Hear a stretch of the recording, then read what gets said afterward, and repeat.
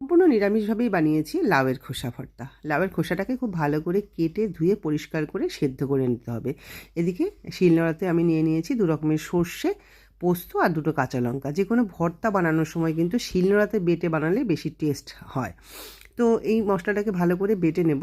তোমরা চাইলে এখানে কিন্তু একটুখানি নারকেলেরও ব্যবহার করতে পারো।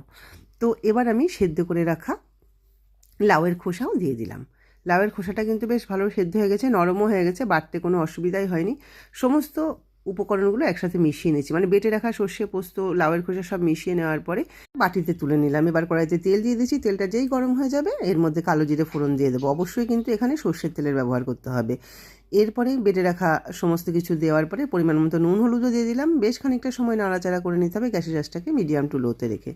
কড়াই থেকে যখন দেখবো উঠে আসছে, সমস্ত জলও শুকিয়ে যাচ্ছে, তখনই দেখবো বাটাটা একদম রেডি। নামানোর আগে একটু চিনি আর একটু ধনেপাতা কুচি দিয়ে নামিয়ে নিতে হবে।